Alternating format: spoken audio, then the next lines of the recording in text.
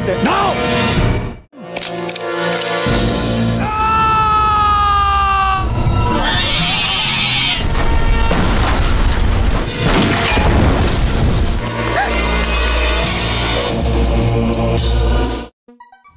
Halo teman film pecinta India lawas dimanapun kalian berada, selamat datang kembali di channel ini ya.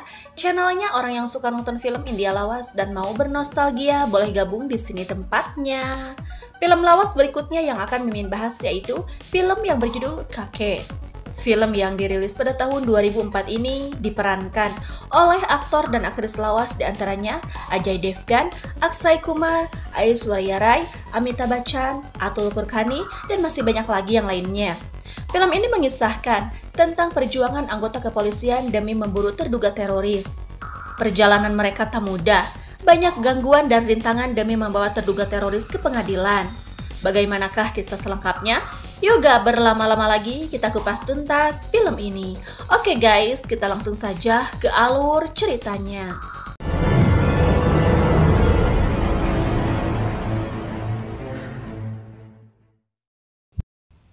Di awal film, kita diperlihatkan oleh penyergapan sebuah rumah yang diduga milik seorang teroris bernama Dr. Iqbal Ansari. Namun kala itu Ansari tak ada di rumah dan hanya ditemukan barang bukti berupa senjata yang disembunyikan. Seorang polisi yang bernama Naidu memaksa ayah Ansari untuk memberitahu keberadaannya. Namun tak ada yang tahu keberadaan Ansari. Singkat cerita, Ansari tertangkap. Dia dipaksa mengakui jika dirinya terlibat jaringan teroris. Namun Ansari bungkam 1000 bahasa. Polisi meyakini jika Ansari berperan besar terhadap jaringan teroris. Untuk itu, kepolisian akan membawa Ansari ke Mumbai untuk menghadiri sidang pengadilan. Keesokan harinya, Ansari OTW ke Mumbai. Namun saat di perjalanan, iring-iringan polisi didorodot oleh kelompok bersenjata. Penyerangan itu telah menewaskan 8 orang anggota kepolisian, dan kejadian itu membuat Ansari batal dikirim ke Mumbai. Cerita berpindah ke Mumbai. Seorang menteri bernama Deodar mengumumkan jika jaringan teroris ini sangat berbahaya dan bisa saja mempengaruhi orang-orang seperti Ansari. Deodar ingin agar polisi mengirimkan tim terbaiknya untuk menjemput Ansari agar bisa dibawa ke Mumbai. Polisi segera melakukan rapat untuk memilih orang-orang terbaiknya. Wakil komisaris polisi yaitu Naidu membentuk tim yang terdiri dari 5 personil untuk membawa Dr. Ansari dengan selamat dari Chandanagar ke Mumbai. Shri Anant Kumarji. Dan orang yang pertama adalah Inspektur Anand. Diketahui, Inspektur Anand adalah polisi senior yang selalu bekerja dengan jujur dan tekun. Dia memiliki istri yaitu Jaya dan seorang putri bernama Sarika. Diketahui jika Sarika akan melangsungkan pernikahan dalam waktu dekat. Jaya merasa cemas jika Anand harus bekerja saat persiapan pernikahan putrinya sedang disiapkan.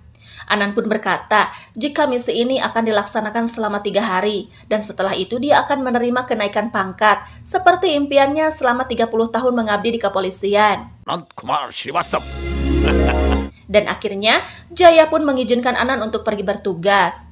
Selanjutnya yang kedua yaitu Inspektur Aswin. Aswin adalah polisi junior yang bekerja dengan jujur dan bijaksana. Bahkan Aswin tak menyukai penyuapan seperti rekannya yang lain. Yang ketiga yaitu Inspektur Kamles. Istrinya kuku lutus karena Kamles tak pernah menyempatkan waktu untuk keluarganya. Untuk menenangkannya, Kamles pun berjanji jika setelah pekerjaannya selesai, dia akan membawa keluarganya untuk pulang kampung ke rumah orang tua istrinya. Lalu polisi keempat yaitu Inspektur Kajanan. Dan yang kelima, Inspektur Gejul bernama Sekar. Dengan parasnya yang tampan, dia mampu memikat wanita-wanita cantik, bahkan bojone uang pun bisa dia taklukkan. Aswin berusaha membujuk Sekar untuk ikut serta ke Chandanagar. Namun, Sekar terlalu takut mati. Dia tahu jika kota itu banyak dihuni oleh teroris. Dia tak ingin mati sia-sia dengan membawa seorang teroris ke Mumbai. Sekar pun menghubungi atasannya dan meminta agar namanya dicoret dari daftar tim penjemput. Namun permohonan Sekar ditolak dan dia harus tetap berangkat bersama timnya yang lain. Anand sebagai kepala tim memastikan agar semua tim dalam keadaan baik dan pembekalan senjata yang lengkap. Anand memberikan arahan agar timnya selalu waspada pada setiap orang. Anan ingin jika Ansari dibawa ke Mumbai dengan lancar tanpa adanya korban jiwa. Singkat cerita, tim kepolisian bersiap pergi. Kala itu Anan melihat seorang fotografer yang sengaja memotret mereka. Anan menyuruh Sekar untuk menangkap fotografer itu, dan Sekar berhasil menangkapnya. Kemudian, dia pun menyita memori yang ada di kameranya. Fotografer itu berkata jika dia hanya seorang jurnalis biasa. Kang Poto itu pun terpaksa kembali pulang. Namun di rumahnya ada seorang pria yang bernama Yaswan. Ternyata Kang Poto itu bekerja untuk Yaswan untuk mengambil gambar para polisi yang ditugaskan menjemput Ansari. Yaswan merasa jika Kang Poto itu tak becus dalam pekerjaannya. Dia tahu jika polisi sedang mengintainya dan mengikuti Kang Poto itu sampai ke rumahnya. Awalnya, Yaswan berniat melenyapkan pria itu. Namun ketika melihat keluarganya, dia mengurungkan niatnya dan bergegas pergi. Namun ketika telepon berdering, seketika itu meledakkan rumah Kang Poto beserta keluarganya. Keesokan harinya, Anan dan tim bergegas ke Chandanagar. Setibanya di kantor polisi, mereka menemui Ansari dan mengintimidasinya. Namun lagi-lagi Ansari diam tak berkata-kata. Suatu hari, mereka mendapat laporan jika ada seorang wanita yang memberitahukan kalau di lingkungan sekolahnya mencurigai sekelompok teroris. Anan pun melaporkan kepada Naidu. Kemudian, Naidu pun memberikan perintah penggerebekan. Mereka segera menemui wanita itu yang diketahui bernama Mahalaksmi. Dia memberitahu mereka tentang sekelompok teroris yang menyamar di lingkungan sekolahnya. Setelah diperiksa, ternyata kelompok itu telah melarikan diri. Ternyata kelompok yang dicurigai adalah Yaswan dan antek-anteknya. Mereka sudah mengetahui jika polisi akan menggerebek mereka, sehingga sebelum polisi datang, mereka sudah melarikan diri. Namun di lokasi itu, Yaswan melenyapkan salah satu anak buahnya untuk mengelabui polisi. Tiba-tiba, telepon berdering. Anan spontan melarang anak buahnya untuk mengangkat telepon tersebut, yang ternyata ditanam bom sama seperti yang dikalungkan kepada Kang Poto naas itu. Karena tak dapat menemukan mereka, Anan merasa khawatir terhadap keselamatan Mahalaksmi. Anan berpikir jika sebaiknya Mahalaksmi dibawa ke Mumbai demi keselamatannya, dan Mahalaksmi pun setuju. Namun sebelum itu, Anan kembali melapor kepada Naidu. Dia meminta izin untuk merubah misi perjalanannya dengan membawa serta Mahalaksmi bersama rombongannya.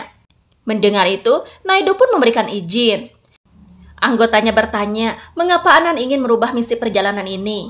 Anan menjelaskan jika mereka sedang diintai oleh para teroris, bahkan mereka bisa tahu mengenai rencana perjalanan yang akan dilaksanakan oleh tim Anan. Di luar, terlihat wanita tua dan seorang anak laki-laki berdiri di depan gerbang. Ternyata itu adalah Ibu Ansari dan anaknya Ansari. Ibunya memohon kepada Anan agar Ansari dibawa ke Mumbai dengan selamat.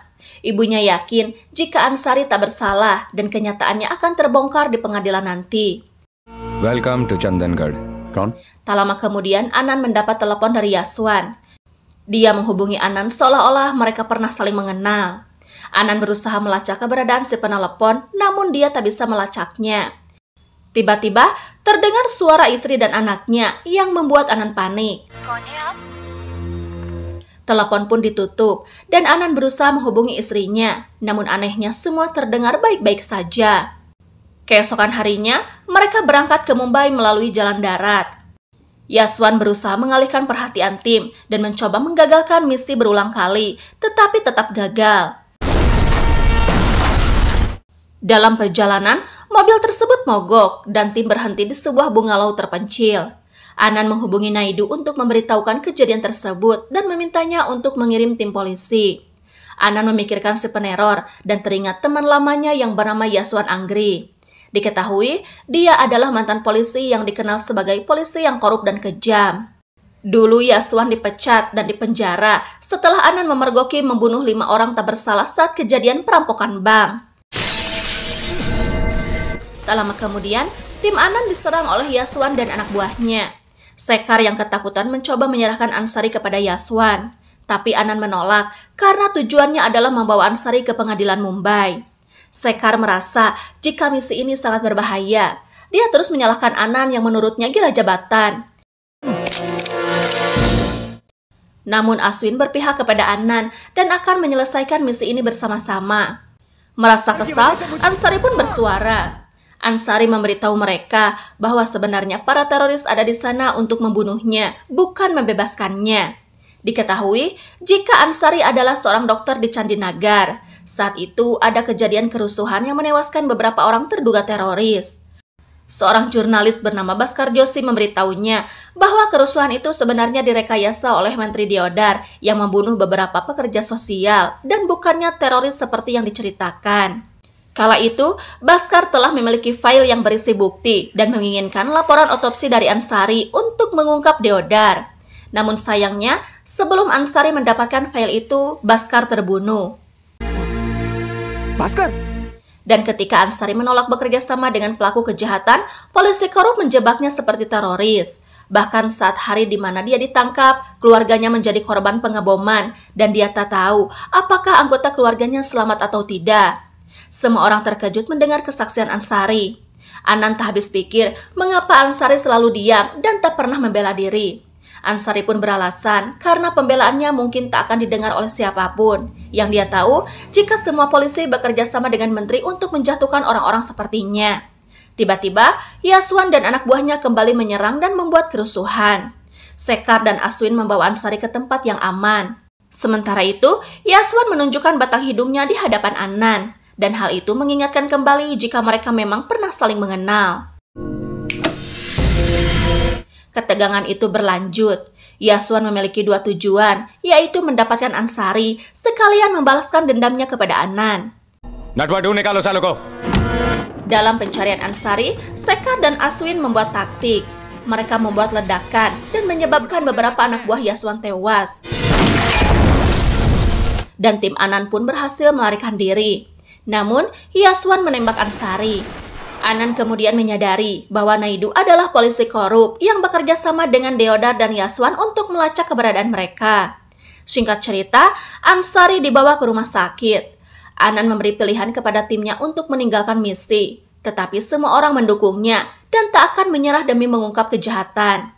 Anan kembali merubah rencana. Dia sengaja memutuskan komunikasi dengan siapapun. Mereka pun membuat rencana sendiri tanpa adanya campur tangan kepolisian.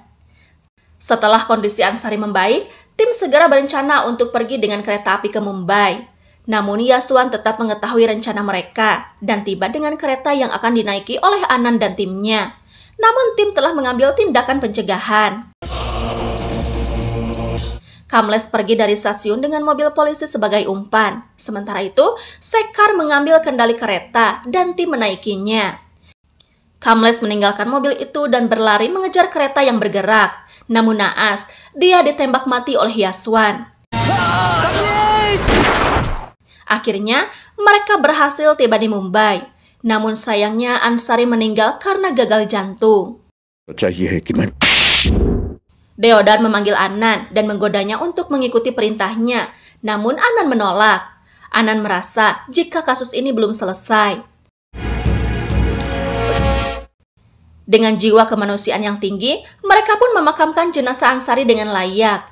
Karena tak ada orang yang mau membantu keluarga Ansari yang sudah dicap sebagai teroris. Anan berusaha mengorek informasi mengenai kata-kata terakhir yang diucapkan oleh Baskar. Sehingga tim menemukan file tersebut melalui putra jurnalis Baskar.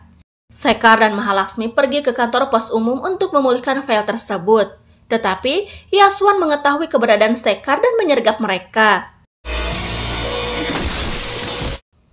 Sekar dibujuk ke stadion dan terungkap bahwa Mahalaksmi sebenarnya adalah pacar Yaswan yang dimasukkan ke dalam tim oleh Yaswan untuk melacak lokasi mereka. Sekar terbunuh di stadion dan meninggal. Tetapi sebelumnya, dia menelepon Anan dan memberitahu bahwa Mahalaksmi adalah pengkhianat. Anan dan Aswin sekarang menyerang Naidu dan membuatnya membocorkan rahasia. Mereka menemukan Yaswan dengan mengikuti Mahalaksmi. Dalam baku tembak, Yaswan menggunakan Mahalaksmi sebagai tameng dan dia pun tewas. Anan mengejar Yaswan dan menangkapnya dengan kepungan pasukan polisi. Sementara Aswin memulihkan file tersebut.